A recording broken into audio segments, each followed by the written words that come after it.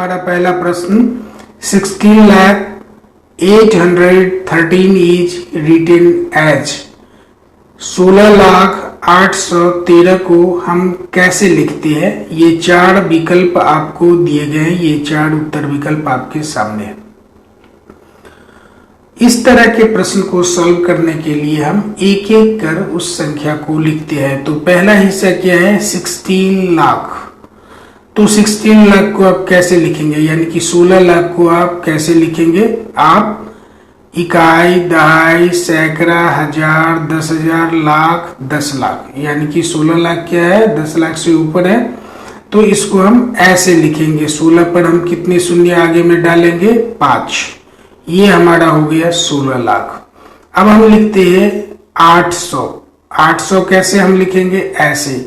तो 800 की शुरुआत लिखना आप कहां से करेंगे, दाहिनी ओर से। इस शून्य के सामने ये शून्य, इस शून्य के सामने ये शून्य और इस शून्य के सामने 8, बाकी की जगह को आप छोड़ दीजिए। अब हम लिखेंगे 13 यानी 13। 13 भी हम क्या करेंगे, दाहिने से शुरू करेंगे। ठीक इन दोनों शून्य के सामने हम 3 को लिखेंगे, इन दोनों शून्य के सामने 1 को लिखेंगे। यही 2 अंक हैं 13 में। अब सबको आप साधारण तरीके से जो आप जोड़ घटा करते हैं वैसे जोड़ लीजिए। तो 0 0 और 3 ये तीनों मिलके कितने हो गए, 3। 0 0 और 1 मिलके कितने हो गए, 1। 0 और 8 मिलके कितने हो गए, 8। और 0 का 0 आ गया, 0 का 0 आ गया और 16 को हमने ऐसे ही लिख दिया। अब आपके सामने जो ये स्क्रीन पर संख्या है वो क्या है, 16,813, 16,813। अब ये ऑप्शन में कहां पर है, ये रहा आपके सामने 16,813 देख रहे हैं। तो आप कैसे लिखेंगे, ऐसे। और इसलिए आपका आंसर क्या है, ऑप्शन सी। ठीक है दोस्तों, बढ़ते हैं अगले प्रश्न की ओर। ये रहा आपका अगला प्रश्न। There are 14 lines in a car parking. There are 420 places for parking the cars in each line. How many cars can be parked in the car parking? अब कह रहा है कि एक कार पार्किंग है और उसमें 14 लाइन्स हैं और हर लाइन में 420 कार को पार्क किया जा सकता है। तो बताओ उस पार्किंग में कुल कितने कार पार्क हो सकते हैं, कितने कार को हम पार्क कर सकते हैं, खड़ी कर सकते हैं। तो एक चीज देखिए आप कि कुल लाइनों की संख्या कितनी है, 14। और एक लाइन में कितने कार होते हैं, 420। तो 14 लाइन्स में कितने होंगे, 14 गुने 420। अब 420 को और आसान तरीके से हम कैसे लिख सकते हैं, 42 गुने 10। अब 14 यानी कि 14 गुने 420 को हम ऐसे भी लिख सकते हैं ना, 14 गुने 42 गुने 10। ठीक है। अब 14 को हम कैसे लिख सकते हैं, 10 जोड़ 4। 42 को कैसे लिख सकते हैं, 40 जोड़ 2। और 10 को हमने ऐसे ही रख दिया। आप पूछेंगे कि आप ऐसा क्यों कर रहे हैं, ऐसा इसलिए कर रहे हैं ताकि गुना करना आपके लिए आसान हो जाए। अब देखिए 40 को हमने पहले 10 से गुना किया तो 400, फिर 40 को 4 से गुना किया तो कितना आया, 160, और बीच में जोड़ का चिन्ह था तो डाल दिया। ठीक है। अब 2 से 10 को गुना किया तो कितना आया, 20, और 2 से 4 को गुना किया तो कितना आया, 8, और बीच में जोड़ का चिन्ह था तो हमने ये जोड़ का चिन्ह डाल दिया। यानी कि 10 जोड़ 4 गुने 40 जोड़ 2 या 14 गुने 42 का मान कितना आया, 400 जोड़ 160 जोड़ 20 जोड़ 8। आप जोड़े आप इसको, 400 जोड़ 160 बराबर 560 जोड़ 20 बराबर 580 जोड़ 8 बराबर 588। अब 588 को 10 से गुना करेंगे तो बस करना क्या है, सीधे 8 के आगे यानी दाहिनी ओर एक 0 और डाल देंगे। तो अब इसको आप क्या पढ़ेंगे, 5880। अर्थात उस कार पार्किंग में हम कुल कितने कार खड़ी कर सकते हैं, 5880। ये आपके ऑप्शन में कहां पर है, ये रहा ऊपर में पहला ही ऑप्शन है 5880, इसीलिए आपका उत्तर क्या है, ए। बढ़ते हैं दोस्तों अगले प्रश्न की। ये रहा आपका अगला प्रश्न। A number is less than 50 is multiple of 7 has total 3 factors. What is this number? 14, 42, 49, 70. कह रहा है कि एक संख्या है जिसका मान पहला 50 से कम है, दूसरा वो 7 का गुणक है, तीसरा उसके कुल 3 फैक्टर्स हैं। तो बताओ वो संख्या कौन सी है। यानी एक ऐसी संख्या जो 50 से कम है, जो 7 का क्या है गुणक है और उसके कुल 3 फैक्टर्स हैं। हमें ऐसी संख्या खोजनी है। अब एक चीज बताओ, 7 के गुणक कौन कौन से हो सकते हैं जो 50 से कम हो। तो सबसे पहले हम वो देख लेते हैं। 7 गुने 1, 7 गुने 2, 7 गुने 3, 7 गुने 4, ऐसे करके हम लिखते चलते हैं। अब देखिए 7, तो 7 गुने 2 क्या हो गया 14, 7 गुने 3 क्या हो गया 21, 7 गुने 4 क्या होगा 28, 7 गुने 5 क्या हुआ 35, 7 गुने 6 क्या हुआ 42, 7 गुने 7 क्या हुआ 49। अब हम 7 गुने 8 नहीं लिख सकते, वो 56 होगा, लेकिन हमें संख्या क्या वो बता रहा है कि वो संख्या 50 से कम है। यानी कि वो संख्या या तो 7 है या 14 है या 21 है या 28 है या 35 है या 42 है या 49 है। यानी कि इतना तो पता चल गया कि इन 7 संख्याओं में से ही कोई एक संख्या वो है। अब दूसरा कह रहा है, यानी कि ये दोनों आपके पूरे हो गए, यानी कि वो 50 से कम है और 7 का मल्टीपल है। अब तीसरी शर्त क्या है कि उसके 3 फैक्टर हैं। अब चलो 7 के यहाँ पर देखते हैं कितने फैक्टर है। ये 1 गुने 7, 7 14 का 2 गुने 7, 21 का 3 गुने 7, 28 का 4 गुने 7। अगर इसको हम 4 को सिंप्लीफाई करें तो 2 गुने 2, लेकिन फिर ये 3 फैक्टर नहीं गिनेंगे इसलिए कि 2 बार ये 2 आ रहा है, तो फैक्टर इसके भी 2 होंगे। यानी 7 का ये फैक्टर रहा, 14 का भी 2 है, 21 का भी 2 है और 28 का भी 2 है। 35 का हो गया 5 गुने 7, इसके भी 2 हो गए। 49 का 7 गुने 7, इसके भी 2 हो गए। तो 42 का क्या हुआ, ये देखिए 6 गुने 7। अब 6 को हम फिर से तोड़ सकते हैं 3 गुने 2, यानी कि इसमें कितने फैक्टर्स हो गए 2, 3 और 7, ये 3 फैक्टर्स हो गए। यानी कि इसके इन सारे कंडीशंस को कौन सी संख्या पूरी कर रही है 42। ये 50 से कम भी है, ये 7 का गुणक या मल्टीपल भी है और इसके 3 फैक्टर भी है। तो इसीलिए आपका उत्तर कौन सा होगा बी। ठीक है दोस्तों, अगर समझने में कोई परेशानी आ रही है तो आप कमेंट सेक्शन में हमें बताएं। मैं पूरी कोशिश करूंगा कि आपकी उस समस्या का समाधान यथाशीघ्र दे सकूं। बढ़ते हैं अगले प्रश्न की ओर। ये रहा हमारा अगला प्रश्न। How is 16/10,000 written in decimal. यानी कि 61/10,000 को दशमलव में कैसे लिखेंगे, और ये 4 विकल्प आपके सामने है। अब पहला ए देखिए, ये क्या कह रहा है 6,10,000। बताइए 61 में 10,000 से भाग देंगे तो क्या 6 लाख रिजल्ट आएगा, परिणाम 6 लाख आएगा? नहीं आएगा ना। 10,000 तो खुद 61 से बहुत बड़ी संख्या है, तो इसका मान तो 1 से भी बहुत बहुत कम हो जाएगा। ठीक है, तो ए को आप छाट ले, ए आपका उत्तर नहीं होगा।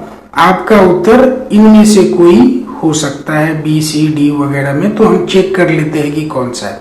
चलिए, तो 61 को हमने 10,000 से भाग दिया। अब आपको भिन्न को दशमलव में बदलना तो आप जानते हैं कैसे बदलते हैं। अब देखिए नीचे में 1 के बाद कितने शून्य हैं आप गिन लीजिए, 1 2 3 4।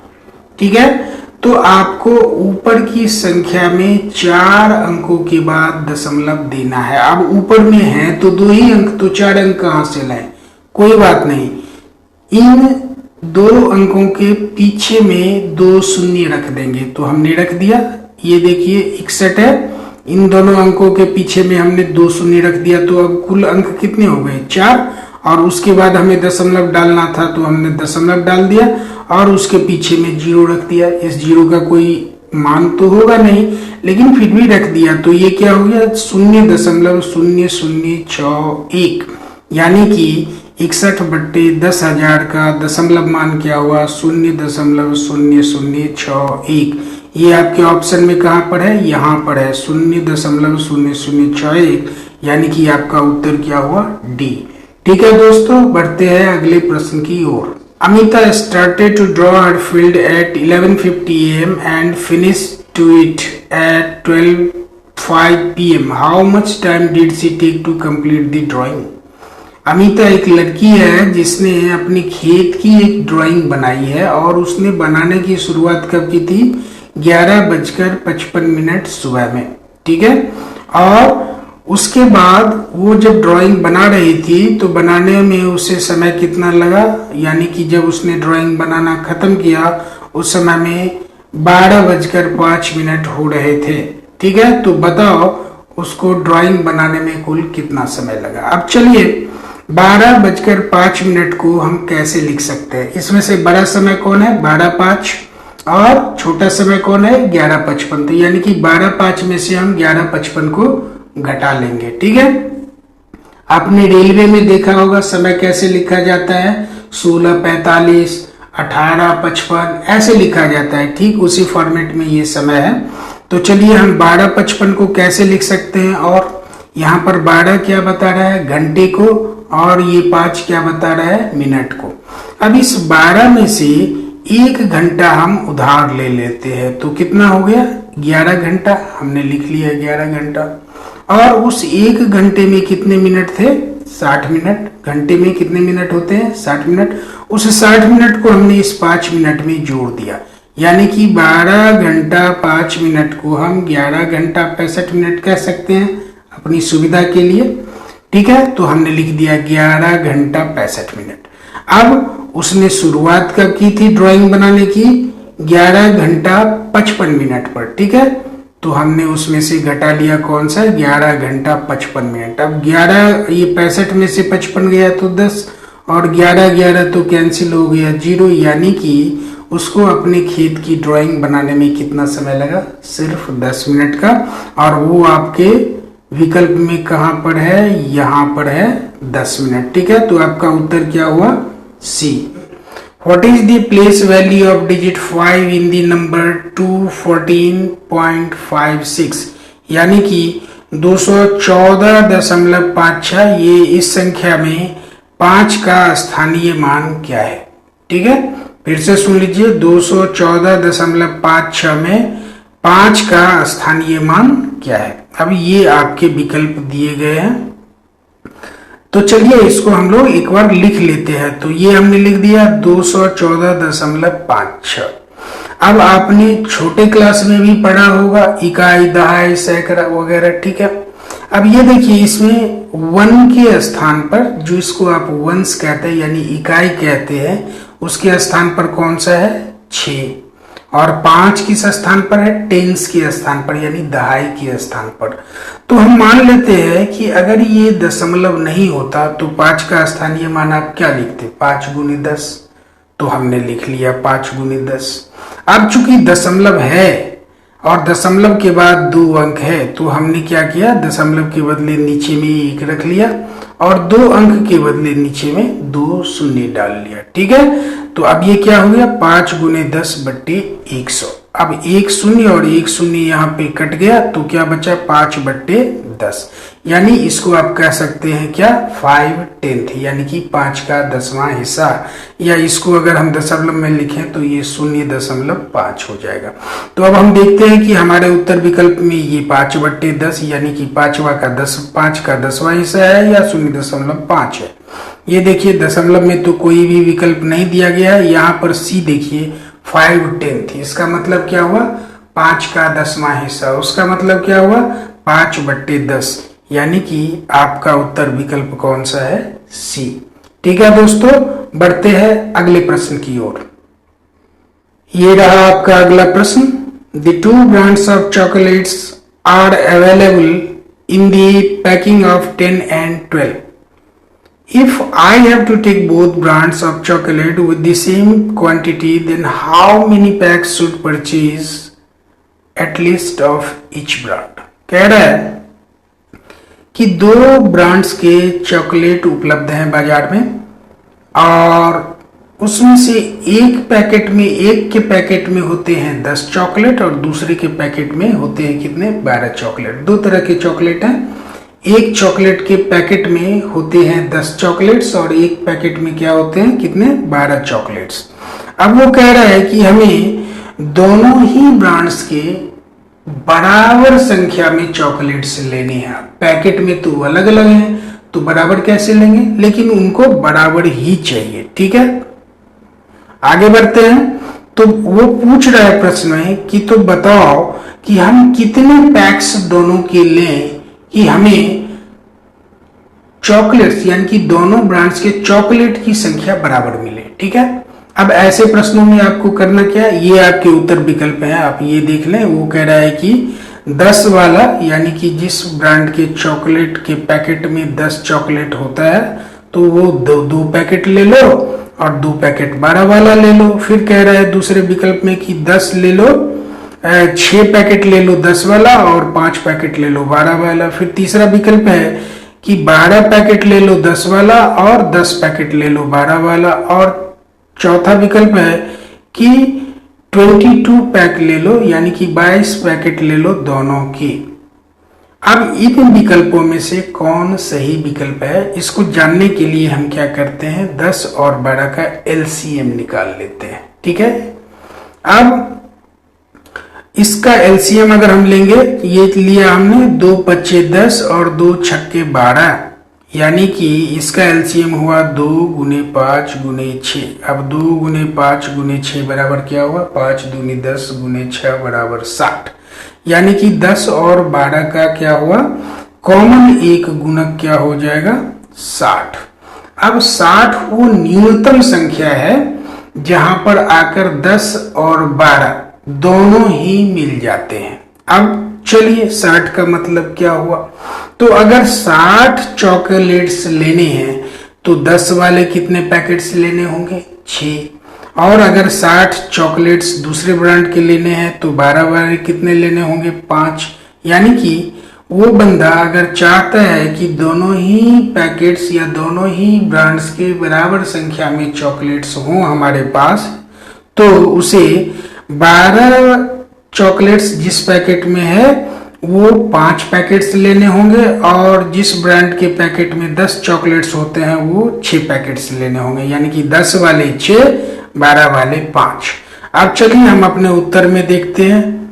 ये देखिए 6 पैक ऑफ 10, यानी कि ऐसे 6 पैकेट जिसमें 10 हो और ऐसे 5 पैकेट जिसमें 12 हो। तो बताइए आपका विकल्प क्या होगा सही, बी, यानी कि आपका उत्तर है बी। बढ़ते हैं अगले प्रश्न की ओर।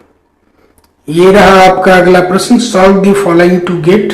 ये एक समीकरण दिया गया है, 1.1/24 घटे 1 जोड़ 7/36। ठीक है, और कह रहा है कि अगर आप इसको सरल करोगे तो इनमें से कौन सा हल आप प्राप्त करोगे, 17/72 होगा या 1.17/72 होगा या 7/60 होगा या 2.7/7 होगा। ठीक है, अब चलिए सबसे पहले हम इस समीकरण को ऐसे ही लिख लेते हैं। ठीक है, 1.1/24 घटे 1 जोड़ 7/36 हमने यहाँ लिख लिया। अब 1.1/24 का मतलब क्या हुआ, 1.1/24 को आप ऐसे भी लिख सकते हो 1 जोड़ 1/24, ये 1.1/24 ही हुआ। तो हमने लिख दिया 1 जोड़ 1/24। उसके बाद क्या है, -1, तो हमने लिख दिया -1 जोड़ 7/36 लिख दिया 7/36। अब ये देखो ये -1 और ये +1 ये दोनों तो कैंसिल हो गया, तो बच क्या गया 1/24 लिख दिया और ये जोड़ तो लिख दिया जोड़ 7/36 लिख दिया 36। अब जब 24 और 36 का आप एलसीएम लोगे तो वो आएगा 72। अब 72 में 24 से भाग दोगे 3 और 3 को 1 से गुना करोगे तो 1 गुने 3 हो गया। इसी तरह से 36 से भाग देने पर 2 और 2 को 7 से गुना कर यहाँ इन दोनों को जोड़ दिया तो ये क्या आएगा 3 गुने 1 बराबर 3, 2 गुने 7 बराबर 14 और बट्टे में आ गया कौन 72। तो 14 और जोड़ 3 क्या हो गया 17 और बट्टे में क्या आया 72। अब आप ही बताओ इसको सरल करने के बाद कौन सा आपको मान प्राप्त होता है 17/72। ये आपके ऑप्शन में कहाँ है ढूंढो, ये रहा ए में। तो अब आपका उत्तर क्या होना चाहिए ए। ठीक है दोस्तों, बढ़ते हैं अगले क्वेश्चन की ओर। ये रहा हमारा अगला question. The multiple of two decimals is 14.837। If 1 is 4.01 of it, then what is the second decimal. अब कह रहा है कि दो दशमलव वाली संख्याएं हैं और उन दोनों संख्याओं को गुना करने पर क्या प्राप्त होता है, 14.837। फिर कह रहा है कि यदि उन दो दशमलव वाली संख्याओं में से एक संख्या 4.01 हो तो बताओ दूसरी संख्या कौन सी होगी। और ये आपके विकल्प दिए गए हैं, 37, 3.7, 3.07, 3.007। अब एक चीज बताओ, अगर दूसरी संख्या 37 हो तो अब प्रश्न के हिसाब से तो पहली और दूसरी संख्या का ये क्या है, गुणनफल है, ठीक है। तो अगर वो संख्या दूसरी 37 हो तो 37 को 4 से गुना करेंगे तो वो तो 100 से भी अधिक होगा, 14 यहाँ पर है, यानी कि पहला ऑप्शन तो आपका हो ही नहीं सकता, ठीक है। यानी कि आपका कोई भी ऑप्शन होगा 4 गुने 3, 4 तिया 12, यानी कि 3 दशमलव वाला ही ये तीनों में से कोई ऑप्शन होगा। ये मैं अनुमान लगाने के लिए कह रहा हूँ कि आप छांटना सीखो, कि जो प्रोबेबल आंसर नहीं है उसे छांट लेते हैं। हमने ए को छांट दिया है, लेकिन हम सॉल्व करते हैं। अब देखिए इस क्वेश्चन को हमने कैसे लिखा कि यदि हम अगर दो दशमलव वाली संख्याओं का गुणनफल ये है, तो अगर हम एक संख्या से यानी दो संख्याओं के गुणनफल में से को अगर एक संख्या से हम भाग दे दें तो हमें दूसरी संख्या प्राप्त हो जाएगी, है ना। तो हम 14.837 में 4.01 से भाग दे देते हैं। अब बताइए 7 में अगर 1 से भाग देंगे तो जो परिणाम आएगा उसका इकाई अंक तो हमेशा 7 होगा, चूंकि 7 गुने 1 बराबर 7, ठीक है। यानी कि इस भागा में, इस डिवीजन में पहला जो भी परिणाम आएगा उसका पहला यानी इकाई का अंक क्या होगा, हमेशा 7, ठीक है। लेकिन चलिए इसको हम लिखते हैं। सबसे पहले दशमलव को हटा लेते हैं। देखिए नीचे में हम क्या करेंगे, ऊपर में दशमलव के बाद 3 अंक है तो हमने क्या किया, नीचे में 1 के बाद 3 शून्य रख दिया, और नीचे में दशमलव के बाद 2 अंक है तो हमने ऊपर में 1 के बाद 2 शून्य रख दिया, ठीक है। अब 7 आपको जैसा कि बताया कि जो भागफल आएगा उसमें 7 तो आपका पहला अंक आएगा, ठीक है। तो 7 आ गया। अब एक चीज मुझे बताइए कि अगर हम 400 और 30 को गुना करें तो कितना आएगा, 12,000। अब ये लगभग 400 है यानी 401 है, यानी कि इसका जो इसको अगर हम इससे भाग दें तो वो करीबन 30 से अधिक कुछ होगा, ठीक है। तो हमने लिख लिया क्या, 30, और हमको पता है कि पहला अंक जो भागफल का आना है वो 7 है तो हमने 7 जोड़ दिया, यानी कि लगभग सन्निकट मान क्या आएगा, 37। यानी कि अगर हम 14,837 में 401 से भाग दे तो ये मान कितना आएगा, 37। अब तो हमने लिख लिया 37। अब ये बच गया 100/1000 तो हमने लिख लिया गुने 100/1000। अब 2 जीरो ऊपर का 2 जीरो नीचे का कट गया तो क्या आया, 37/10 लिख दिया, 37/10। अब इस भिन्न को हमने दशमलव में बदल दिया, नीचे में 1 शून्य है तो 1 अंक के बाद दशमलव डाल दो, हमने 7 के पीछे में दशमलव डाल दिया तो आपका मान क्या आया, 3.7। अब आप समझ गए, यानी कि 3.7 वो दूसरी संख्या है जिसको इस पहली संख्या 4.01 से अगर हम गुना करें तो हमें कौन सा मान प्राप्त होगा, 14.837। यानी कि आपका उत्तर क्या है, 3.7, जो कहाँ है, यहाँ पर, यानी कि विकल्प भी आपका सही विकल्प है, ठीक है दोस्तों। बढ़ते हैं अगले प्रश्न की ओर। Study the following pattern and find out next term. एक पैटर्न यहाँ पर दिया गया है, 5 गुने 5 25, 15 गुने 15 225, 25 गुने 25 625, 35 गुने 35 1225, 45 गुने 45 2025। अब ये तो सही है कि इन दोनों संख्याओं को गुना करने पर ये सारे मान प्राप्त होंगे, लेकिन प्रश्न ये है कि वो कह रहा है कि अगला पैटर्न बताओ, अगला टर्म बताओ। जैसे ये, अब इसके बाद ये, इसके बाद ये, इसके बाद ये, इसके बाद ये, अब इसके बाद क्या। अब एक चीज आप गौर करो, ऊपर में आप देखो कोई चेंज आ रहा है, 5 को 5 से गुना करने के बाद अचानक 15 को 15 से गुना क्यों किया, फिर 15 से 15 को गुना किया तो फिर उसके बाद 25 से 25 को क्यों गुना किया। यानी कि एक सीरीज बन रहा है, एक ऑर्डर बन रहा है। वो ऑर्डर क्या है, तो हम क्या करते हैं 5, 15, 25, 35 और 45 को यहाँ लिख लेते हैं। लिख लिया हमने 5, 15, 25, 35 और 45। ठीक है, अब इसमें आने वाले चेंज को देखिए। 5 से 15 होने का मतलब क्या है, 10 का जुड़ जाना। फिर 15 से 25 होने का मतलब क्या है, 10 का जुड़ जाना। 25 से 35 होने का मतलब क्या है, 10 का जुड़ जाना। 35 से 45 होने का मतलब क्या है, 10 का जुड़ जाना। अब आप समझ गए होंगे कि अगला क्या होगा, फिर 10 का जुड़ जाना, यानी कि 45 में 10 हम जोड़ेंगे। तो अब अगला हमारा क्या गुना वाला हिस्सा आएगा, 55 गुने 55। अब गुना कर लेते हैं। ये देखिए 55 को 5 से गुना करेंगे, यहाँ पर 275। फिर आप 55 को 5 से गुना करेंगे तो 275 लिख लिया और जोड़ दिया। 5, 7, 5, 12 का 2 बच गया आपके पास 1, 7, 2, 9, 1, 10 और जो 1 बचा उसको 2 में जोड़ा तो 3, यानी कि 325। आपका अगला पैटर्न क्या होगा, 55 गुने 55 बराबर 325। ये देखिए 55 गुने 55 कई सारे हैं, ये सारे हैं, सारे ही 55 गुने 55 है। लेकिन आपका विकल्प वो सही विकल्प होगा वो जिसमें 55 गुने 55 का परिणाम 325 आता हो। वो कहाँ आ रहा है, यहाँ 2825 आ रहा है, यहाँ 3225 आ रहा है, यहाँ तो 10,025 आ गया, यहाँ पर है 325। तो आपका उत्तर क्या हुआ, सी। The population of a district is 20 lakhs. If population increases by 1.1% every year, then what will be the population of this district in the end of a year?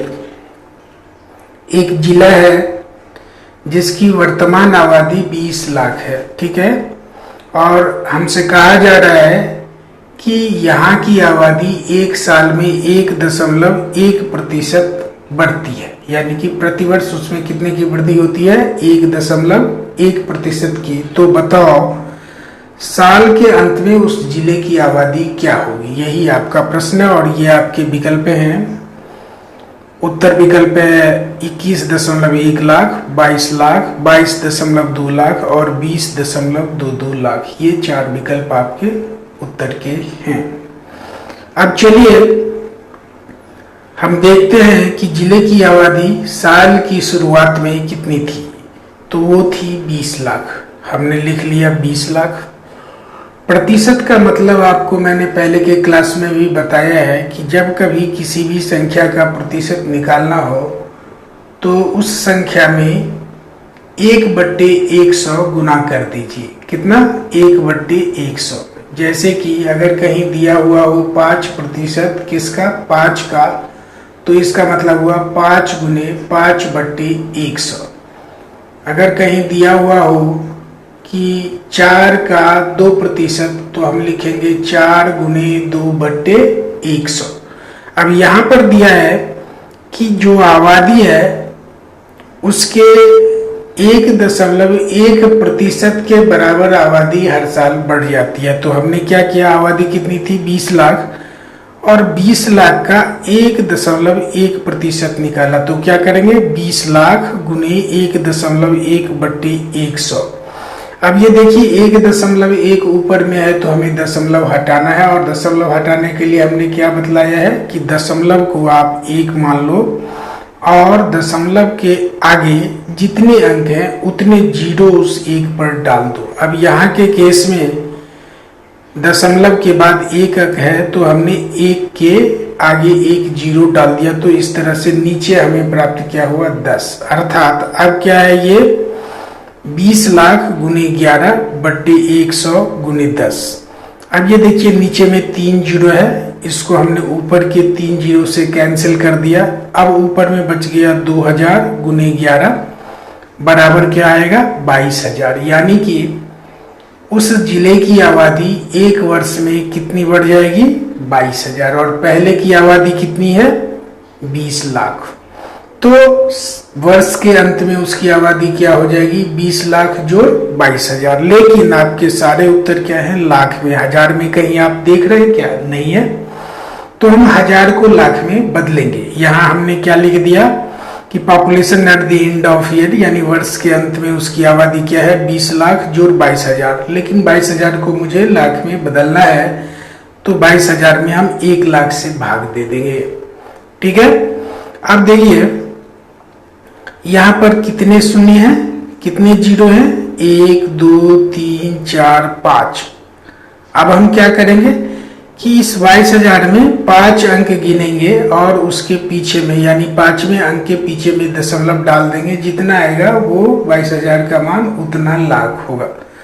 अब ये देखिए हमने गिना 1 2 3 4 और ये अंतिम 2 हो गया 5वां। तो इस अंतिम 2 के पीछे में दशमलव डाल देंगे और इस 20 में जोड़ देंगे। तो क्या हो गया, 20.22 और क्या इकाई क्या होगी, लाख। यानी कि वर्ष के अंत में उस जिले की आबादी क्या होगी, 20.22 लाख। अब देखिए आपके उत्तर विकल्प में कहां पर है, ये यहां पर है 20.22 लाख। तो आपका उत्तर क्या हुआ, डी। ठीक है दोस्तों, अगर समझने में कोई दिक्कत आ रही हो तो आप कमेंट बॉक्स में जरूर लिखें। मैं पूरी कोशिश करूंगा कि आपके समस्या का समाधान समय से कर पाऊं। ठीक है, बढ़ते हैं अगले प्रश्न की ओर। ये रहा हमारा अगला प्रश्न। A shopkeeper loses ₹120 by selling a radio at ₹680 to earn the profit of ₹120. For how much he should sell the radio out? एक दुकानदार है जो 680 रुपया में एक रेडियो को बेचता है, तो उसे 120 रुपये का घाटा होता है। ठीक है। अब प्रश्न कहता है कि यदि उसे 120 रुपये का फायदा लेना हो या प्रॉफिट कमाना हो या लाभ की प्राप्ति करनी हो, तो बताओ उसे उस रेडियो को कितने में बेचना चाहिए। ठीक है, एक बार फिर से सुन लें कि एक दुकानदार 680 रुपया में एक रेडियो बेचता है, तो उसे 120 रुपये का ये घाटा होता है। अगर उसे 120 रुपये का फायदा लेना हो, लाभ प्राप्त करना हो, तो उस रेडियो को उसे कितनी कीमत पर बेचना होगा। यही आपका प्रश्न है और ये आपके 4 उत्तर विकल्प हैं, 720, 820, 800 और 920। ठीक है। अब एक चीज बताइए, उसको इस प्रश्न में आपने क्या देखा, घाटा कितने का हुआ 680 में बेचने पर, 120 रुपया। और उसका जो विक्रय मूल्य है वो कितना हुआ, 680 रुपया। यानी कि घाटा में अगर हम विक्रय मूल्य जोड़ दें तो उसका जो क्रय मूल्य था वो हमें प्राप्त हो जाएगा। यानी कि क्रय मूल्य बराबर क्या हो जाएगा, 680 जोड़ 120। यानी कि यहाँ जोड़ दिया तो कितना आ गया, 800 रुपया। यानी कि उस रेडियो का क्रय मूल्य 800 रुपया था, जिसको उसने 680 में बेच दिया, इसलिए उसे 120 रुपये का घाटा हुआ। तो क्रय मूल्य कितना हुआ, 800 रुपया। अब कह रहा है कि उसे 120 रुपये का फायदा कमाना है, प्रॉफिट कमाना है। तो प्रॉफिट किस पे वो कमाएगा, अपने क्रय मूल्य से अधिक। यानी कि कितना अधिक, तो 120 रुपया अधिक। अर्थात 800 रुपया तो उसकी लागत है या क्रय मूल्य है, और 120 रुपया फायदा कमाना है। तो उसे 800 में 120 जोड़ना होगा और अपने रेडियो की कीमत क्या रखनी होगी, 920 रुपया। और उतने ही में उसे बेचना है, तो उसे कितने का फायदा होगा, 120 रुपये का। तो वही हमने किया, selling price is equal to, या विक्रय मूल्य बराबर 800 रुपया जोड़ 120 रुपया बराबर 920 रुपया। कितना सिंपल है। तो आपका उत्तर आया 920 और वो आपके विकल्प में यहाँ पर है। तो सही उत्तर विकल्प आपका कौन सा है, डी। बढ़ते हैं दोस्तों अगले प्रश्न की। ये रहा आपका अगला प्रश्न। What will be the area of a rectangle of 12 centimetre long and 6.5 centimetre wide. यानी कि एक आयत है जिसके भुजा की लंबाई 12 सेंटीमीटर है और चौड़ाई क्या है, 6.5 सेंटीमीटर है। तो बताओ उस आयत का क्षेत्रफल कितना होगा। यही आपका प्रश्न है और ये 4 आपके उत्तर विकल्प हैं। ये देखिए इकाई पर गौर कीजिएगा। यहाँ पर क्या है, 78 स्क्वायर सेंटीमीटर, 78 वर्ग सेंटीमीटर। ठीक है। यहाँ पर क्या है, 78 क्यूबिक सेंटीमीटर, यानी कि 78 घन सेंटीमीटर। और घन सेंटीमीटर किसकी इकाई होती है? आयतन की। तो आप ऐसे भी इसको छांट लोगे, चूंकि क्षेत्रफल पूछता है तो हमेशा इकाई क्या होगा? वर्ग मीटर में या वर्ग सेंटीमीटर में। अब चलिए नीचे क्या है? तीसरा आपका 37 स्क्वायर सेंटीमीटर, यानी 37 वर्ग सेंटीमीटर।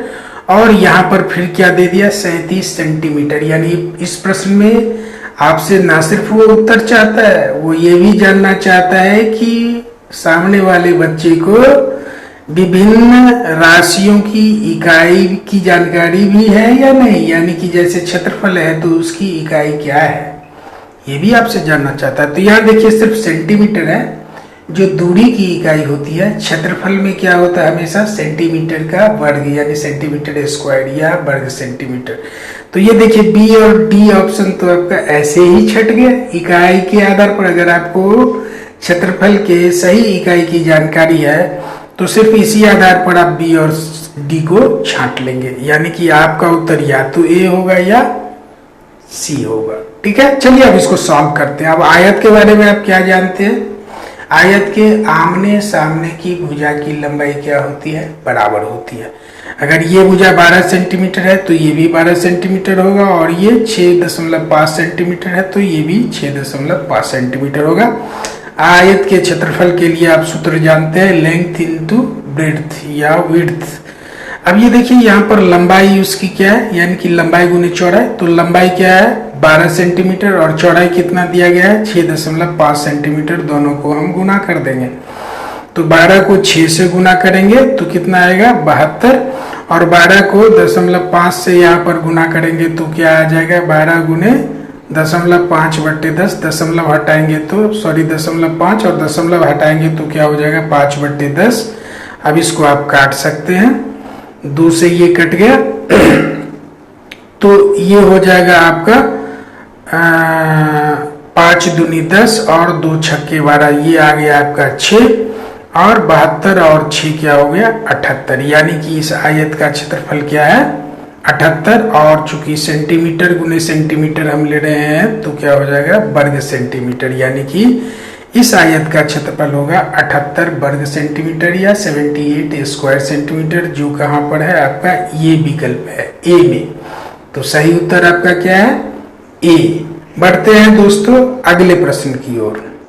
ये रहा आपका अगला प्रश्न। The weight of a 5 rupee coin is 9 grams. The total weight of ₹5 coins is 9 kilogram in the bag of Anu. How many coins are there in the bag? कह रहा है कि 5 रुपये वाली एक सिक्के की वजन कितनी होती है? 9 ग्राम। ठीक है, और अनु के झोले में 5 रुपये के ढेर सारे सिक्के हैं, और उन कुल सिक्कों का कुल वजन कितना है? 9 किलोग्राम। कितना है? 9 किलोग्राम। तो बताओ अनु के झोले में कितने सिक्के हैं? फिर से सुन लीजिए कि 5 रुपये वाली एक सिक्के का वजन कितना है? 9 ग्राम। और अनु के झोले में ऐसे ढेर सारे सिक्के हैं जिसके कारण से झोले की वजन हो गई है कितनी? 9 किलोग्राम। तो बताइए उसके झोले में कितने सिक्के हैं? यही आपका प्रश्न, और ये आपके उत्तर विकल्प हैं 10, 100, 1000 या 10,000। ठीक है, ये आपके उत्तर विकल्प हैं। अब चलिए हम देखते हैं कि एक सिक्के का वजन कितना है? 9 ग्राम। ठीक है, और 9 किलोग्राम बराबर क्या होगा? 1 किलोग्राम में कितने ग्राम होते हैं? 1000 ग्राम। तो 9 किलोग्राम बराबर क्या होगा? 9 गुने 1000 ग्राम। अब तो सिक्कों की संख्या क्या होगी? कुल वजन, यानी कि सिक्कों का कुल वजन बट्टे एक सिक्के का वजन। क्या? Number of coins is equal to total weight of coins divided by weight of 1 coin. यानी कि टोटल वेट कितना है, यानी सिक्कों का कुल भार कितना है? 9 गुने 1000 ग्राम जो आपने यहाँ निकाला, और एक सिक्के का वजन कितना है? 9 ग्राम। ठीक है, अब हमने भाग दे दिया, 9 कैंसिल हो गया, ऊपर में कितना बच गया? 1000। कितना बच गया? 1000। यानी कि अनु के झोले में कितने सिक्के हैं? 1000। और ये आपके उत्तर विकल्प में कहाँ पर है? यहाँ पर है। यानी कि आपका उत्तर क्या हुआ? सी। ठीक है दोस्तों, बढ़ते हैं अगले प्रश्न की ओर। प्रश्न है There are 26 rooms in a school. 4 plants are planted in each room. If 2 cups of water is poured in one plant, then how many cups of water should be required for all the plants? एक school है, एक विद्यालय है जिसमें 26 कमरे हैं। कितने कमरे हैं? 26 कमरे हैं और हर कमरे में 4 पौधे लगाए गए हैं या रखे हुए हैं। ठीक है, अब कह रहा है कि हर पौधे में 2 कप पानी डालना है। एक स्कूल में 26 कमरे, हर कमरे में 4 पौधे और हर पौधे में क्या करना है? 2 कप पानी डालना है। तो बताओ हमें सभी पौधों को सींचने के लिए कितने कप पानी की आवश्यकता होगी? यही आपका प्रश्न है और आपके उत्तर विकल्प ये है 32 कप, 106 कप, 112 कप या 208 कप। ये आपके 4 उत्तर विकल्प हैं। अब बताइए कुल रूम्स की संख्या कितनी है? 26। हर रूम में पौधे कितने हैं? 4। तो कुल पौधों की संख्या क्या हो गई? 26 गुने 4 और इसको आप गुना करेंगे तो आएगा 104, यानी कि उस स्कूल के कमरों में पौधों की कुल संख्या कितनी है? 104। अब हर पौधे में 2 कप डालने हैं पानी, तो कितना पानी डालना है? 104 और गुने 2। 104 को आप 2 से गुना करोगे तो कितना हो जाएगा? 208, यानी कि उस स्कूल के सभी कमरे में रखे सभी पौधों में पानी डालने के लिए कितना कप पानी चाहिए? 208 कप। और ये उत्तर आपका कहाँ पर है? यहाँ पर। ठीक है, तो आपका उत्तर विकल्प क्या हुआ? D. If one rectangle is formed by 100 centimeter long wire, then what can be the maximum area of rectangle? यानी कि आपके पास 100 सेंटीमीटर एक लंबी तार है और उसके द्वारा आपको एक रेक्टेंगल बनाना है। जब आपने रेक्टेंगल बना लिया तो बताइए उस रेक्टेंगल की सर्वाधिक एरिया यानी कि वो सबसे अधिक क्षेत्रफल वाला आप कौन सा रेक्टेंगल बना सकते हैं? यानी कि आपको इस तरह से रेक्टेंगल बनाना है जिसका क्षेत्रफल सबसे अधिक हो और तार की लंबाई क्या है आपके पास? सिर्फ 100 सेंटीमीटर लंबी तार। और आपके ये रहे उत्तर विकल्प। जो आप अधिकतम क्षेत्रफल वाला आयत इस तार से बना सकते हैं वो है 100 वर्ग सेंटीमीटर, 400 वर्ग सेंटीमीटर, 620 वर्ग सेंटीमीटर या 10,000 वर्ग सेंटीमीटर। ये 4 विकल्प हैं। अब आपको उत्तर तलाशने हैं। अब चलिए, आयत के बारे में आपको पता है कि इसके आमने सामने की भुजाओं की लंबाई बराबर होती है। 4 भुजाएं होती हैं, 2-2 भुजाएं आपस में क्या होती हैं? बराबर होती हैं। तो इसीलिए इसकी परिमिति यानी कि इसका जो पेरीमीटर होता है उसके लिए एक सूत्र है 2 गुने लंबाई जोड़ चौड़ाई। अब हम मान लेते हैं कि इसकी चौड़ाई x है और लंबाई y है। तो इस आयत का परिमाप या इसकी परिमिति क्या होगी? 2 गुने x जोड़ y। और परिमिति कितनी हो सकती है? अब जब आपके पास 100 सेंटीमीटर लंबी तार है तो परिमिति क्या हो सकती है? 100 सेंटीमीटर, यानी कि 2 गुने x जोड़ y बराबर 100 सेंटीमीटर। ठीक है, तो x जोड़ y यानी x प्लस y क्या होगा? 100/2 यानी कि 50 सेंटीमीटर। यानी उस आयत के लंबाई और चौड़ाई का कुल योग 50 सेंटीमीटर होगा। अब एक चीज मैं आपसे पूछता हूं कि 50 को हम कैसे डिवाइड कर सकते हैं? यानी कि हम इस तरीके से डिवाइड करेंगे, कुछ लंबाई को हम लंबाई में रखेंगे, कुछ को हम चौड़ाई में रखे होंगे और ऐसे रखेंगे कि दोनों का योग 50 हो। यही है ना? तो अगर हम मान लेते हैं कि 49 सेंटीमीटर हमने लंबा रखा और 1 सेंटीमीटर चौड़ा रखा, दोनों को जोड़ा तो क्या हो गया? 50। ये भी सही है, लेकिन अब दोनों को गुना करिए। चूंकि आयत का क्षेत्रफल निकालने के लिए हम क्या करते हैं? लंबाई गुने चौड़ाई निकालते हैं। तो अगर दोनों को हम गुना करेंगे तो क्या होगा? 49 गुने 1 बराबर 49 वर्ग सेंटीमीटर। ये उसका न्यूनतम क्षेत्रफल होगा। अब चलिए दूसरा कॉम्बिनेशन क्या हो सकता है कि हम लंबाई को 48 रखें और चौड़ाई को 2 रख लेते हैं। फिर दोनों का योग 50 होगा, लेकिन अब क्षेत्रफल बदल जाएगा। क्षेत्रफल क्या हो जाएगा? 48 गुने 2 यानी 96 वर्ग सेंटीमीटर। अब हम फिर तीसरा कंडीशन लेते हैं। चलिए, हमने क्या करा, 47 सेंटीमीटर लंबा रखा और 3 सेंटीमीटर चौड़ा रखा, फिर दोनों भुजाओं का योग 50, लेकिन क्षेत्रफल फिर बदल जाएगा। 47 गुने 3, अब ये कितना हो जाएगा?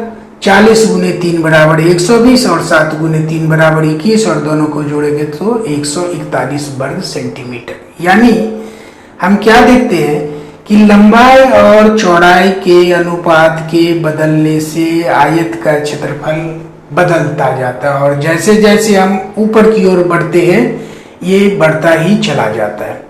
तो ऐसी स्थिति में सबसे अधिक कब होगा क्षेत्रफल? जब हम 25 गुने 25 करेंगे, दोनों का योग कितना हो जाएगा? 50, यानी कि 25 सेंटीमीटर लंबाई और 25 सेंटीमीटर चौड़ाई हम अगर रखें तो ये शर्त तो पूरी हो जाती है ना कि दोनों का योग 50 सेंटीमीटर होना चाहिए, तो हो गई पूरी। अब क्षेत्रफल निकालने के लिए दोनों को आपस में गुना करेंगे तो 25 गुने 25 बराबर 625 वर्ग सेंटीमीटर, यानी कि इस आयत का अधिकतम चौड़ाई कितना, ये क्षेत्रफल कितना हो सकता है? 625। लेकिन अब आप गौर करिए, जब आप कह रहे हैं 25 गुने 25 और इससे आपको अधिकतम क्षेत्रफल प्राप्त होता है, तो आप क्या कह रहे हैं? आपको पता है, आपने आयत की परिभाषा को ही बदल दिया। क्यों? आपने लंबाई और चौड़ाई को बराबर कर दिया, और जैसे ही आप बराबर करेंगे तो आयत वो नहीं रह जाएगा, वो क्या हो जाएगा? वर्ग। और आपको बनाना क्या था? आयत। यानी कि आप 25-25 लंबाई चौड़ाई, दोनों की लंबाई और चौड़ाई 25 और 25 सेंटीमीटर नहीं ले सकते, एक को कम करना होगा। यानी कि हमें क्या करना होगा? चौड़ाई को 1 सेंटीमीटर कम कर लेते हैं, लंबाई को बढ़ा देते हैं, यानी कि 25 और 25 के ठीक नीचे आते हैं, 26-24 कर लेते हैं। आप देखिए योग फिर भी क्या होगा? 50। तो वही हमने किया यहां पर। जब हमने 25 गुने 25 किया तो हमें सबसे अधिक क्षेत्रफल तो प्राप्त हुआ, लेकिन हमने आयत ही बदल दिया, उसको वर्ग बना दिया। तो अब हम क्या करते हैं? 26 गुने 24 करते हैं, यानी 26 सेंटीमीटर लंबा और 24 सेंटीमीटर चौड़ा। फिर भी दोनों का योग हमारा वो शर्त जो है 50 सेंटीमीटर वाला, यानी कि x + y बराबर 50, ये पूरा हो जा रहा है। अब हम दोनों को गुना करके क्षेत्रफल निकालते हैं। ये रही लंबाई, ये रही चौड़ाई, दोनों को गुना किया तो आया 624 वर्ग सेंटीमीटर। यानी क्या हुआ? 100 सेंटीमीटर लंबी तार से हम अधिकतम क्षेत्रफल वाला जो आयत बना सकते हैं, उसका क्षेत्रफल कितना होगा? 624 वर्ग सेंटीमीटर। अब चलते हैं अपने विकल्प की ओर। अब ये देखिए 100 वर्ग सेंटीमीटर यहाँ पर है, नहीं होगा आपका उत्तर। 400 है, ये भी नहीं होगा। 10,000, ये तो हो ही नहीं सकता। हमको चाहिए 624 और उत्तर विकल्प में कहीं 624 है ही नहीं, तो हमारा सबसे नजदीकी विकल्प क्या है? 620। ऐसी स्थिति में हम क्या करेंगे? 620 का चुनाव करेंगे, जो हमारा सबसे नजदीकी उत्तर विकल्प है, और इसीलिए हमारा उत्तर क्या हो जाएगा? सी। समझ रहे हैं दोस्तों? अगर कोई परेशानी हो किसी भी तरह की, समझने में आप नहीं समझ पा रहे हो, तो कमेंट बॉक्स में मुझे लिखें। मैं कोशिश करूंगा कि जल्दी से जल्दी आपके उस प्रश्न का जवाब दे सकूं। ठीक है, बढ़ते हैं अगले प्रश्न की ओर। ये रहा आपका अगला प्रश्न। Arun forms 1 cuboid by 61 centimeter side cube. What will be the volume of this cuboid? Arun नाम का एक बंदा है, एक व्यक्ति है, जो 1 सेंटीमीटर भुजा वाली 60 घनों को जोड़कर एक घनाभ बनाता है।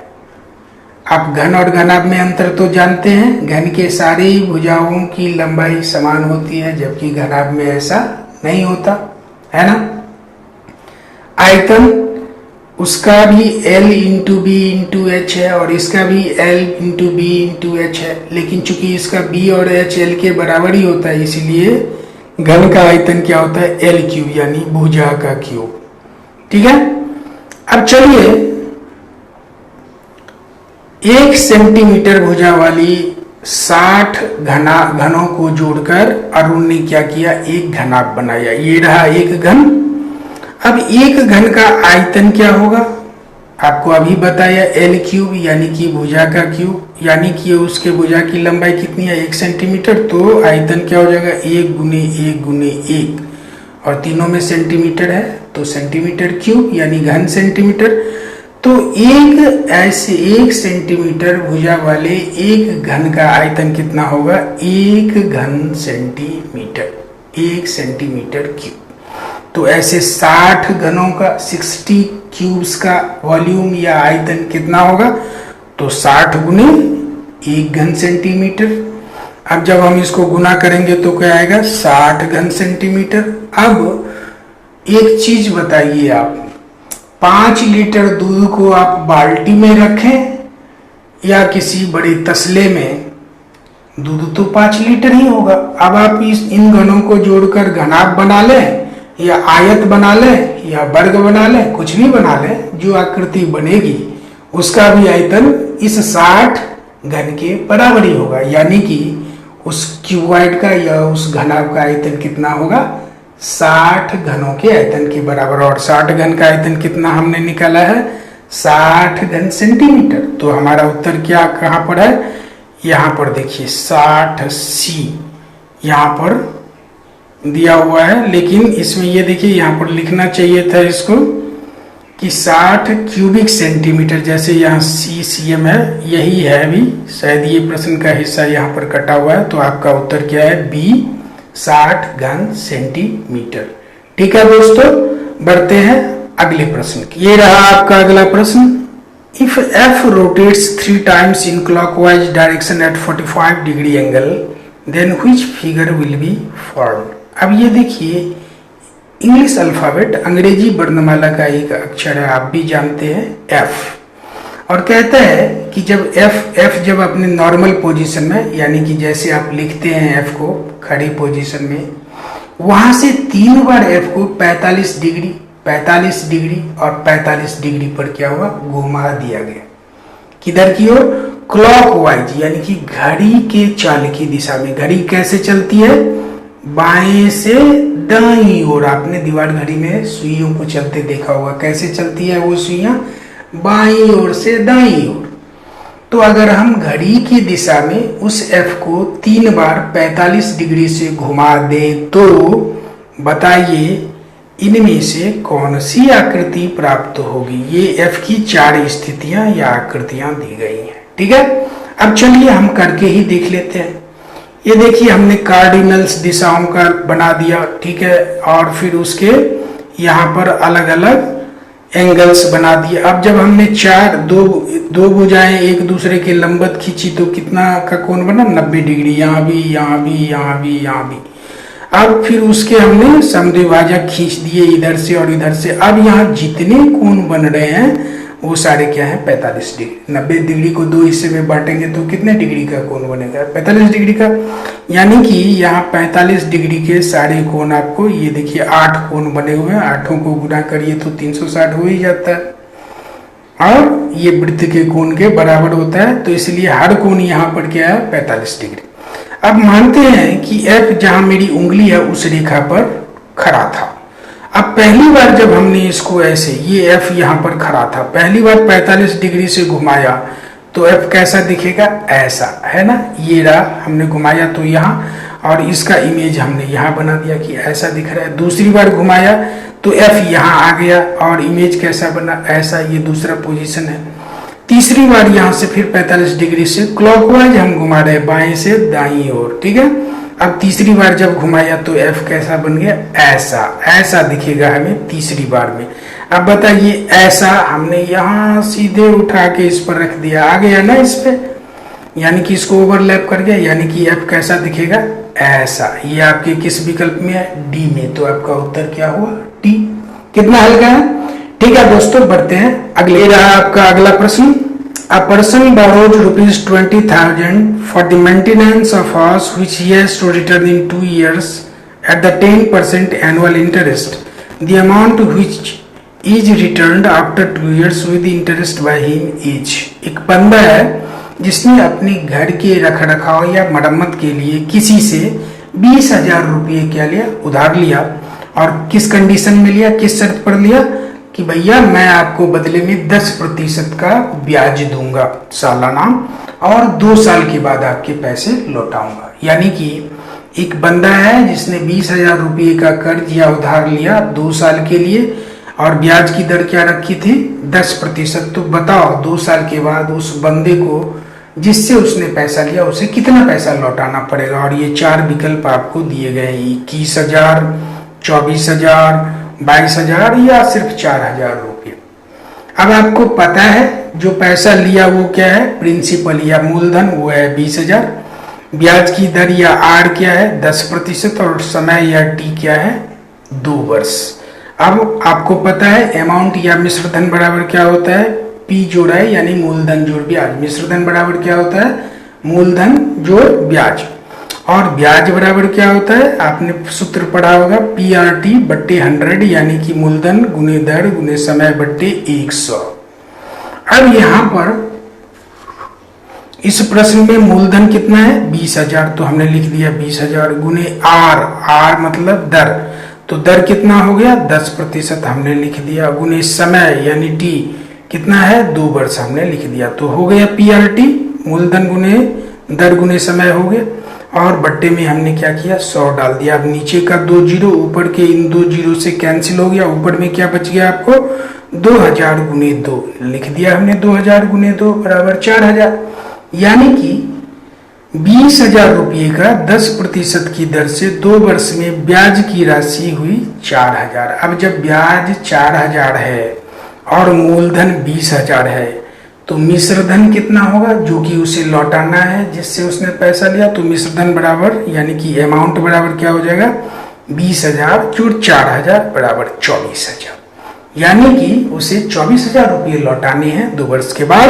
अब बताइए आपके उत्तर विकल्प में कहां पर है, यहां पर है, तो इसीलिए आपका उत्तर क्या हुआ सी।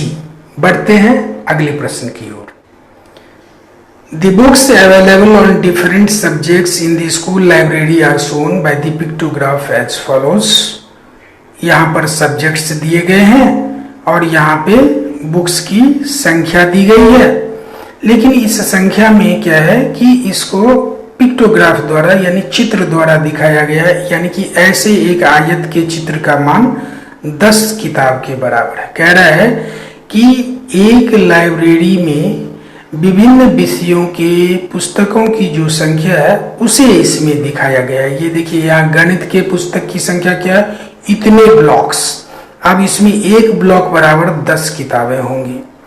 साइंस के कितने हैं, इतने ब्लॉक्स, हिंदी के इतने, और इसी तरीके से सभी विषयों के किताबों की संख्या इस ब्लॉक के माध्यम से दिखाया गया है, जिसमें से हर एक ब्लॉक का मान कितना है 10 किताब के बराबर। तो बताओ लाइब्रेरी में how many subjects are there with more than 50 books, यानी कि इसमें से कितने ऐसे विषय हैं जिसके 50 से अधिक किताब लाइब्रेरी में हैं। ठीक है दोस्तों, अब चलिए इसको सॉल्व करते हैं। अब सबसे पहले आते हैं गणित में, एम से मैथमेटिक्स, तो हमने लिख लिया एम। अब इसमें ब्लॉक्स की संख्या गिनिए कितने हैं 7, और एक ब्लॉक का मान कितना है 10 यानी 10 किताब के बराबर है, और 7 ब्लॉक है तो हो गया क्या 7 गुने 10 बराबर 70, यानी गणित के कितने किताब है लाइब्रेरी में 70। इसी तरह से साइंस को हमने लिख दिया एस। अब ये देखिए साइंस में कितने हैं 1 2 3 3 3 6 6 2 8, और एक ब्लॉक कितने के बराबर है 10 के, तो 8 गुने 10 बराबर 80, अर्थात उस लाइब्रेरी में विज्ञान के या साइंस के कितनी किताबें हैं 80। अब आते हैं हिंदी में, 4 हैं तो 4 गुने 40, 4 गुने 10 बराबर 40। अब आते हैं अंग्रेजी में, 3 3 6 3 9, यानी अंग्रेजी में 9 ब्लॉक्स हुए और एक ब्लॉक 10 किताब के बराबर है, तो लिख लिया 9 गुने 10 बराबर 90।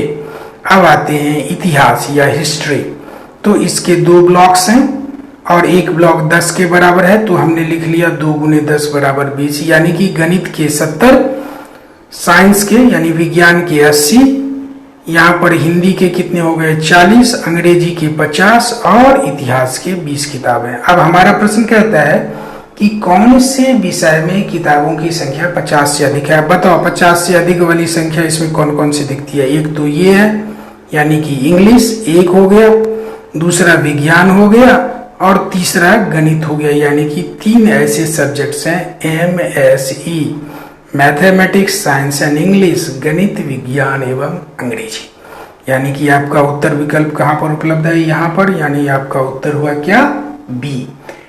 What is the sum of 20.08, 20.008, 20.888 and 20.088? अर्थात 20.08, 20.008, 20.888 और 20.088 का कुल योग कितना होगा, और ये आपके 4 उत्तर विकल्प दिए गए। ऐसे प्रश्नों में ज्यादा माथापच्ची नहीं करनी, आप फटाफट क्या करो, सारी संख्याओं को एक सीध में लिख लो और ऐसे लिखो कि सारे के दशमलव एक सीध में हो, सारे के दशमलव क्या हो, एक सीध में हो। और जितनी संख्याएं, जितने अंक जिनके सामने है वो आप लिख लो। लिख लिया हमने 20.8 जोड़ 20.008 जोड़ 20.888 जोड़ 20.088 और सबको जोड़ दिया। अब ये देखो यहाँ 3 8 एक सीध में है, तो 3 गुने 8 बराबर 24, लिख दिया 4 और बच गया आपके पास 2। अब यहाँ भी देखिए इस एक सीध में 3 8 है, तो 8 गुने 3 24 और आपके पास थे 2, तो जोड़ लिया 26, 6 लिख दिया। फिर भी अभी आपके पास कितने बच गए, 2। अब यहाँ पर देखिए 1 8 है, बाकी 0 है, तो उस 8 में हमने 2 जोड़ दिया तो हो गया 10। हमने 0 लिख दिया, आपके पास बच गया 1 और उससे पहले हमने दशमलव था तो दशमलव डाल दिया। अब उस 1 को हम इस 0 0 0 को जोड़ेंगे 0, उसमें 1 जोड़ देंगे तो लिख दिया 1 और ये 4 बार 2 आया तो 4 गुने 2 बराबर 8, तो लिख दिया 8। अब आपको कौन सी संख्या प्राप्त हो गई, 81.064। हम देखते हैं अपने उत्तर में कहाँ पर है। ये देखिए 81.064, ये आपके विकल्प डी में है। तो बताइए आपका उत्तर क्या हुआ, डी।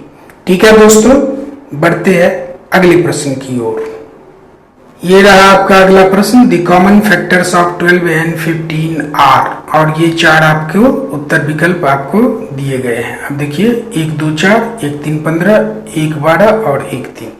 अब फैक्टर्स निकालते समय आप क्या करते हैं, जैसे कि 12 है, 12 का फैक्टर हम क्या निकाल सकते हैं, 1 गुने 12। ठीक है, अब 12 को फिर से तोड़ेंगे तो क्या आएगा, 2 गुने 6।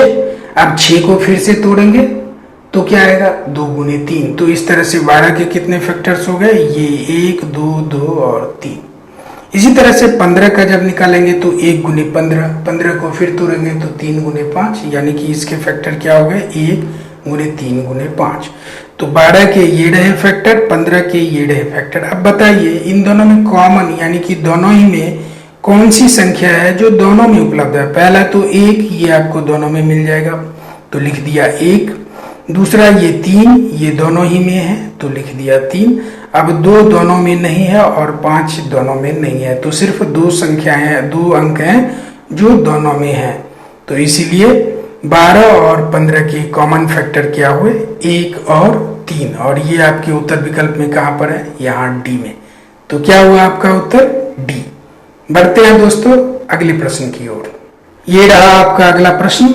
How many bottles with the capacity of 300 ml can be filled from the container which has 2.85 meter cube oil? कह रहा है कि एक कंटेनर है जिसमें 2.85 घन मीटर तेल भरा हुआ है।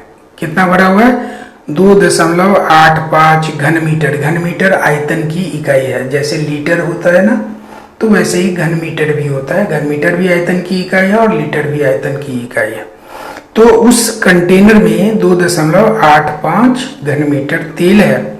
अब कह रहा है कि एक छोटे से बोतल में 300 मिलीलीटर तेल आता है। कितना, 300 मिलीलीटर। तो बताओ इस कंटेनर में रखे तेल से ऐसे कितने छोटे 300 मिलीलीटर वाले छोटे बोतल को भरा जा सकता है, यानी कि इस तेल को हम कितने छोटे बोतलों में भर सकते हैं, यही आपका प्रश्न है। और ये आपके उत्तर विकल्प हैं 950, 9500, 9050 और 9550। ये 4 विकल्प आपको दिए गए।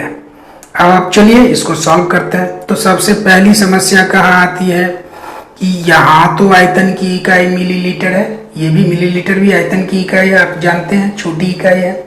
लीटर बड़ी इकाई है। और ये मीटर क्यूब घन मीटर भी किसकी इकाई है? आयतन ही की इकाई है। अभी अभी मैंने आपको बताया। तो सबसे पहले इसको हम बराबर करते हैं, इकाई तो हमें बराबर रखनी होगी। तो अब 1 घन मीटर बराबर क्या होता है? 1000 लीटर। कितना होता है? 1000 लीटर। 1 मीटर क्यूब बराबर 1000 लीटर होता है। तो 2 यहाँ तेल कितना है? 2.85 घन मीटर। तो 2.85 घन मीटर तेल बराबर क्या होगा? 2.85 को हम किससे गुना कर देंगे? 1000 से। तो कर दिया। अब यहाँ जो इकाई आ रही है वो भी अभी बड़ी ही है, यानी लीटर, वो मिलीलीटर से बड़ी इकाई है। हमें मिलीलीटर ही में लाना होगा, क्योंकि भरने के लिए हमारे पास जो बोतल है उसकी इकाई दी गई है मिलीलीटर में। तो अब हम लीटर को मिलीलीटर में बदलते हैं। आप सबको पता है कि 1 लीटर में कितने मिलीलीटर होते हैं? 1000 मिलीलीटर। तो अब हमने क्या किया? 2.85 गुने 1000 लीटर की जगह लिख दिया 2.85 गुने 1000, ये आ गया। और 1 लीटर के बदले हमने लिख दिया 1000 मिलीलीटर। यानी कि 2.85 घन मीटर में कितने मिलीलीटर होंगे? 2.85 गुने 1000 गुने 1000। ये हुआ कुल तेल का कुल आयतन। ठीक है। अब एक बोतल का आयतन कितना है? 300 मिलीलीटर। तो कितनी बोतल होंगे? तो कुल तेल का कुल आयतन बट्टे 1 बोतल में आने वाले तेल का आयतन। अब कुल आयतन तो इतना है, यानी कि कुल तेल कितना है? इतना मिलीलीटर। और 1 बोतल में कितना तेल आता है? 300 मिलीलीटर। तो हमने इतने में 300 मिलीलीटर से भाग दे दिया, तो हमें बोतलों की संख्या मिल जाएगी। तो वही हमने किया, 2.85 गुने 1000 गुने 1000, और भाग किससे दे दिया हमने? 300 से। लेकिन आप देखिए यहाँ 2.85 है, तो सबसे पहले हम दशमलव को ही हटा लेते हैं।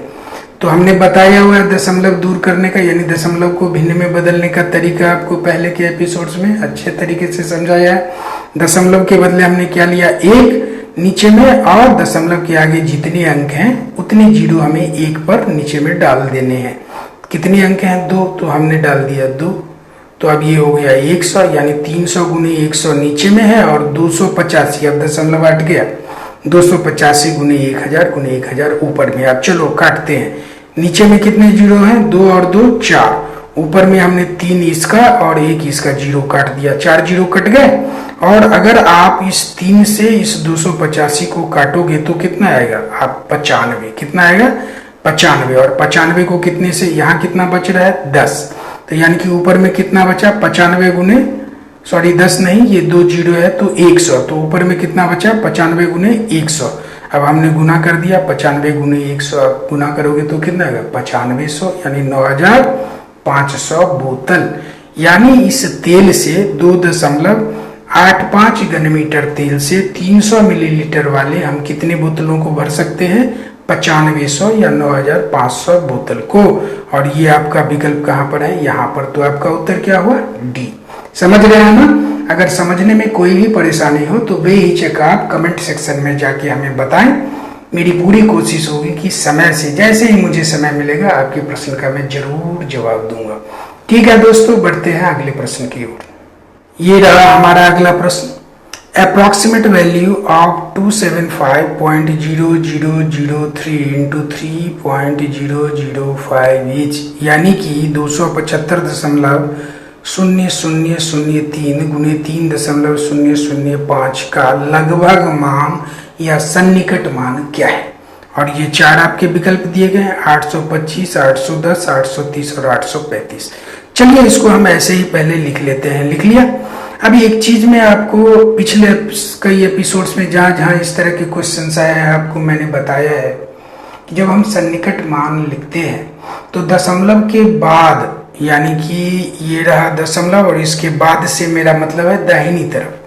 तो दाहिनी तरफ जो पहला अंक है, यदि वो 5 या उससे अधिक है तो उसके आगे चाहे कितने भी अंक हो, इस सब के मान को हम क्या मान लेंगे? 1, और उसको किस में जोड़ देंगे? पिछली जो संख्या है दशमलव के बाईं ओर जो संख्या है उसमें। तो इस पूरी संख्या का सन्निकट मान हो जाएगा। लेकिन यदि दशमलव के बाद आने वाला अंक, पहला अंक 5 से कम है तो चाहे कितने भी अंक हो उसके आगे सबका मान क्या हो जाएगा, 0। और उसके पीछे यानी दशमलव के बाईं ओर यहाँ पर जो संख्या है उसमें हम कोई मान नहीं जोड़ेंगे और जो संख्या दशमलव के बाईं ओर है वही इस पूरी संख्या का मान बताएगा।